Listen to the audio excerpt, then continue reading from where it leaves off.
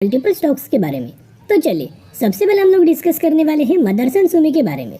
तो जहां मदरसन सुमी के अंदर आज के दिन ऑलमोस्ट हमें 3% तक की गिरावट हुआ एंड 102 रुपये के आसपास हमें कहीं ना कहीं क्लोजिंग नजर आ चुकी है। अभी बेसिकली जो आज के दिन हमें जो गिरावट हुआ है ना, वो गिरावट दोस्तों मार्केट की वजह से नहीं है, बल्कि मदरसन सुमी के अंदर एक बहुत बड़ा अपडेट आया है, एक बहुत बड़ा न्यूज़ है, जो कि अगर किसी भी कंपनी के अंदर ऐसा अपडेट्स आता है ना, तो वो कंपनी के लिए नेगेटिव खबर होता है। तो जिसके द्वारा मदरसन सुमी के लिए भी नेगेटिव खबर साबित हुआ और जिस वजह से हमें आज के दिन 3% तक की गिरावट नजर आ चुकी है। लेकिन पिछले एक महीने में बहुत अच्छा खासा कंपनी के द्वारा हमें रैली आया था, रिकवरी किया गया था, जहां कंपनी का ऑलमोस्ट हमें 10% तक की तेजी पिछले एक महीने के अंदर नजर आ रही थी। तो चलिए अभी हम आ चुके अपडेट्स के ऊपर। तो सबसे पहले अपडेट्स अगर आप देखोगे तो डेट एंड टाइम नोट करना, ऑलमोस्ट हमें 1:30 बजे के आसपास ये अपडेट नजर आया है। लेकिन ये अपडेट्स आने से पहले से ही कंपनी के अंदर गिरावट होना स्टार्ट हुआ था। आपने देखा कि मॉर्निंग में जब भी मार्केट ओपन हुआ, डायरेक्टली कंपनी के अंदर गिरावट होना स्टार्ट हुआ।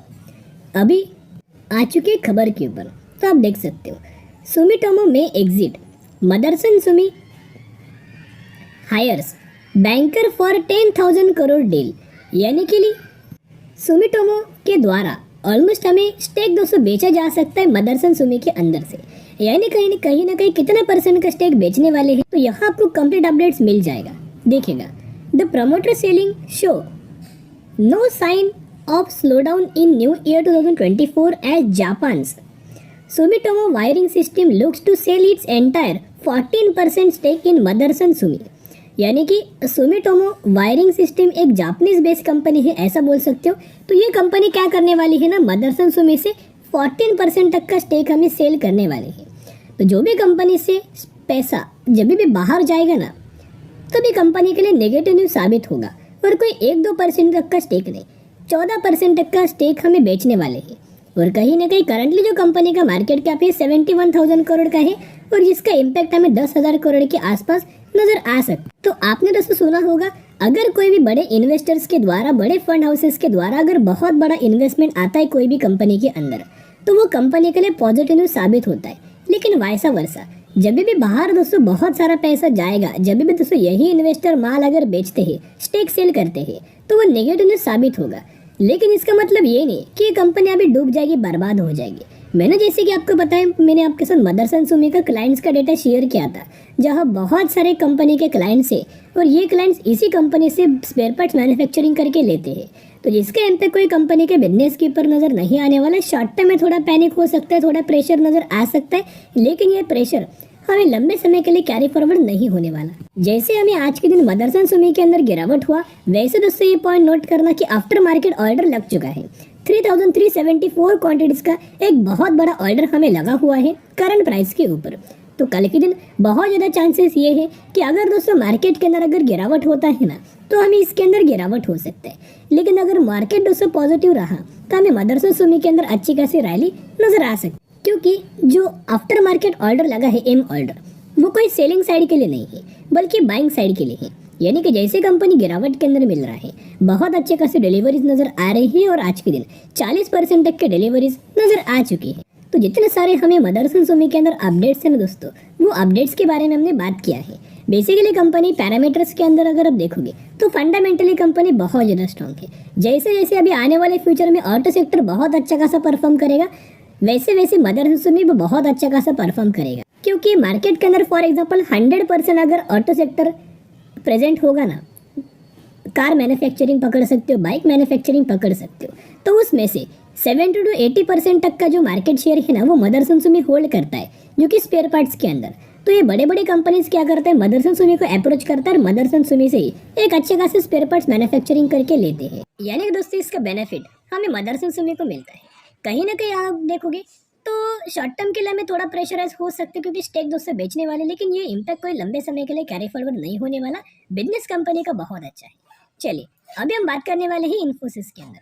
जहां इन्फोसिस के अंदर देखोगे तो आज के दिन हमें गिरावट नजर आया, और कोई छोटी गिरावट नहीं, बल्कि एक बड़ी गिरावट नजर आई है। 3% तक की इन्फोसिस के अंदर गिरावट नजर आ चुकी है, एंड कहीं ना कहीं 1490 रुपये के आसपास हमें इन्फोसिस की क्लोजिंग नजर आ रही है। अभी ये गिरावट का रीजन क्या है? जैसे कि दोस्तों खबर के बारे में हमने कल ही के दिन डिस्कस किया था कि आपको बताएं कि इस साल इस महीने हमें सभी आईटी सेक्टर की कंपनीज का हर एक सेक्टर का क्वार्टर 3 का रिजल्ट आने वाला है। लेकिन सबसे पहले जब भी रिजल्ट्स का अनाउंसमेंट होता है सबसे पहले हमें आईटी सेक्टर का ही रिजल्ट नजर आता है। और इन्फोसिस के द्वारा भी आपको रिजल्ट्स की डेट दिया गया है, हमने रिजल्ट्स की डेट भी आपके साथ शेयर किया है। लेकिन आज के दिन भी हमें ऐसा बोला गया है, एक रिपोर्ट के अंदर दिखाया गया है कि जो कंपनीज का क्वार्टर 3 का रिजल्ट आने वाला है वो कोई अच्छा आने का आसार बिल्कुल भी नहीं है। रिजल्ट्स के अंदर डिप्स आ सकता है, रेवेन्यूज के अंदर डिप्स आ सकता है। इसके हिसाब से पिछले 5 दिनों में अगर आप परफॉर्मेंस देखोगे तो 4.5, यानी कि दोस्तों अगर आप देखोगे तो अभी तक ऑलमोस्ट हमें 4.5% तक की गिरावट हुआ है। और इस गिरावट के पीछे का दोस्तों एक ही हमें रीजन है, इनका क्वार्टर 3 का रिजल्ट। तो जैसे जैसे रिपोर्ट्स हमें नजर आए हैं उन हर एक रिपोर्ट्स के अंदर एक ही बात हमें मेंशन किया गया है कि जो क्वार्टर 3 का रिजल्ट आईटी सेक्टर का जो आने वाला है वो कोई अच्छा नहीं आने वाला। रिजल्ट्स के अंदर डिप्स हो सकता है, कंपनी का रेवेन्यूज हमें गिर सकता है quarter on quarter basis and year on year basis. और जो हमें इन्फोसिस के अंदर आज के दिन गिरावट हुआ है, वैसे आपको बताएं कि इंडियन स्टॉक मार्केट के अंदर इन्फोसिस नाम से कंपनी लिस्टेड है, वैसे ही न्यूयॉर्क स्टॉक एक्सचेंज के अंदर नैस्डैक के अंदर भी कंपनी लिस्टेड है इन्फोसिस एडीआर नाम से।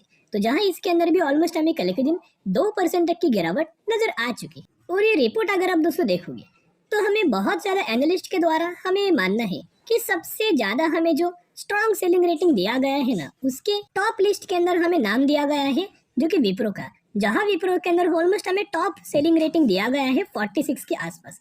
उसके बाद टेक महिंद्रा है 36, एलटीआई माइंट्री है 25, एचसीएल टेक्नोलॉजीज है 20 एंड टीसीएस है 19 एंड इन्फोसिस देखोगे तो 18। कहीं ना कहीं सबसे ज्यादा जो रिस्क हमें इन्वॉल्वमेंट होने वाला है विप्रो के अंदर होने वाला है, ऐसा एनालिस्ट का मानना है, ब्रोकरेज फर्म का मानना है। और सबसे कम जो रिस्क इन्वॉल्वमेंट होने वाला है उस कंपनी का नाम है इन्फोसिस। और यहाँ अलग अलग ब्रोकरेज फर्म के द्वारा अलग अलग व्यू हमें दिया गया है।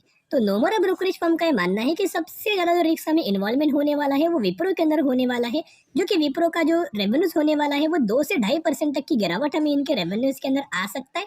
और इन्फोसिस के रेवेन्यूज के अंदर ऑलमोस्ट हमें 1.2% तक की गिरावट नजर आ सकती है। तो कहीं ना कहीं अगर दोस्तों मार्केट के एक्सपेक्टेशंस की हिसाब से रिजल्ट अगर नहीं आता ना, तो हर एक कंपनी के अंदर गिरावट हमें नजर आती है और मार्केट की वजह से, यानी कि मार्केट ही उन कंपनीज के अंदर नेगेटिवली रिएक्ट करता है। तो जिसके द्वारा बहुत कम चांसेस है कि इन्फोसिस के अंदर बहुत ही कम दोस्तों गिरावट होगा। मैक्सिमम हमें चांसेस यही नजर आ रहा है कि विप्रो इस कंपनी के अंदर, टेक महिंद्रा इन कंपनी के अंदर हमें net profits as well as revenues के अंदर हमें फॉल दिख सकता है। लेकिन अगर आईटी सेक्टर के अंदर दोस्तों गिरावट होगा, ओवरऑल टीसीएस के अंदर गिरावट होगा, ओवरऑल अगर विप्रो के अंदर गिरावट होगा, तो आप समझ सकते हो कि इन्फोसिस के अंदर भी आपको डिप्स नजर आएगा। लेकिन कई सारे एनालिस्ट का ये मानना है कि फिर एक क्वार्टर हमें आईटी सेक्टर के लिए बुरा हो सकता है, लेकिन अगले क्वार्टर के अंदर ये अच्छा परफॉर्म आ सकता है। अभी देखिएगा इनके जो विनोद टीपी के द्वारा हमें रिपोर्ट के अंदर बोला गया है कि जो आईटी सेक्टर का जो फ्यूचर होने वाला है वो बहुत अच्छा खासा स्ट्रांग होने वाला है।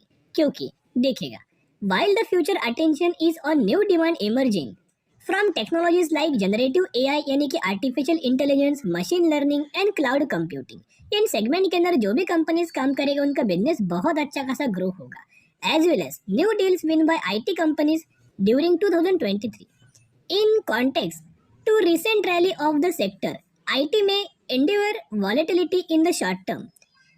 यानी कि क्लियर कट दोस्तों स्टेटमेंट देखोगे, जो भी हमें वॉलेटिलिटी नजर आएगी, गिरावट नजर आएगी, वो शॉर्ट टर्म के लिए नजर आएगी। ये वीकनेस है ना, जो कोई लंबे समय के लिए कैरी फॉरवर्ड नहीं होने वाला। इन्फोसिस का अगर आप दोस्तों सीएजीआर देखोगे तो पिछले 10 सालों का सीएजीआर है 13%, पिछले 5 सालों का 18%, पिछले 3 सालों का 6% और पिछले 1 सालों का 2%। यानी कि पिछले 3 सालों में कंपनीज का कोई ज्यादा हमें परफॉर्मेंस नजर नहीं आया। अभी देखिएगा, अभी हम आ चुके हैं टेक्निकल चार्ट पैटर्न्स के ऊपर। तो यहाँ अगर आप देखोगे तो जैसे कि दोस्तों हमने बात किया था, ये कंपनी का एक एक्सट्रीमली हायर लेवल रेजिस्टेंस वाला लेवल था, उसको कंपनी ने अभी ब्रेक डाउन किया है। अभी जिस तरीके से स्टेटमेंट हमें दिया गया है, अगर उस तरीके से ये कंपनीज अगर अपना रिजल्ट परफॉर्म करेगा और वो रिजल्ट अगर बुरा परफॉर्म अगर होता है, तो फिर इस पैसेज के अंदर हमें कंपनी एंट्री कर लेगा। यही पैसेज है कंसोलिडेशन फेज का, क्योंकि इसी पैसेज से कंपनी के अंदर अच्छा खासा ब्रेकआउट हमें दिया गया था। लेकिन फिर इस पैसेज के अंदर कंपनी एंट्री कर सकता है और इस एंट्री करने की वजह से आप समझ सकते हो, और हमें थोड़ा बहुत कंपनी कंसोलिडेट भी हो सकती। बाकी दोस्तों यही अपडेट्स था, बाकी कोई अपडेट्स तो नहीं। जितना भी पॉजिटिव अपडेट्स है ना, मैं पहले ही मैंने आपके साथ शेयर किया कि जैसे कि म्यूचुअल फंड्स का डेटा आपको पता है, शेयर होल्डिंग पैटर्न्स आपको पता है कि म्यूचुअल फंड्स लगातार कंपनीज के अंदर बाइंग कर रहे हैं। बड़े बड़े फंड हाउसेस जो म्यूचुअल फंड्स है ना, बड़े बड़े ग्रुप के जो फंड हाउसेस है, उनका अगर आप पोर्टफोलियो देखोगे तो उनके पोर्टफोलियो के अंदर मैक्सिमम इन्वेस्टमेंट हमें इन्फोसिस कंपनी के अंदर किया है एंड रिलायंस कंपनी के अंदर किया है। तो आप समझ सकते हो कि आने वाले फ्यूचर में बहुत अच्छा खासा ये कंपनी उनको बेनिफिट मिल सकता है, शेयर होल्डर्स को भी इसका बेनिफिट मिलेगा। लेकिन अगर शेयर होल्डर्स पेशेंस रख के लंबे समय के लिए होल्ड करेंगे, उन्हीं लोगों को इसका बेनिफिट मिलने वाला है। कंपनी अच्छा खासा मल्टीबैगर रिटर्न्स बना के देने वाला है। लेकिन जो भी लोग इन्फोसिस या फिर कोई आईटी सेक्टर के अंदर निवेश करना चाहते हो शॉर्ट टर्म के लिए, तो ये शॉर्ट टर्म के लिए दोस्तों पॉसिबल नहीं है, क्योंकि शॉर्ट टर्म के लिए हमें ये कंपनीज के अंदर कोई आपको रिटर्न नहीं मिलने वाला। प्रेशर आपको कंपनीज के अंदर दिख सकता है। चलिए अभी हम बात करने वाले हैं श्रीजी ट्रांस लॉजिस्टिक लिमिटेड के बारे में। 56 रुपीज के आसपास हमें ट्रेड कर रही और मैक्सिमम के अंदर 550% का रिटर्न बना के दे चुका है। ये वही कंपनी है जिस कंपनी के अंदर 1:3 रेशो का बोनस का अनाउंसमेंट किया है, यानी कि आपको इसके अंदर 3 के बदले 1 शेयर मिलने वाला है। तो जरूर कंपनी के अंदर स्टडी एनालिसिस कर सकते हो। तो चलिए आज के लिए इतना ही। अगर आपको ये वीडियो पसंद आए जरूर वीडियो को लाइक और चैनल को सब्सक्राइब कर सकते हो। फिर मिलेंगे, बाय।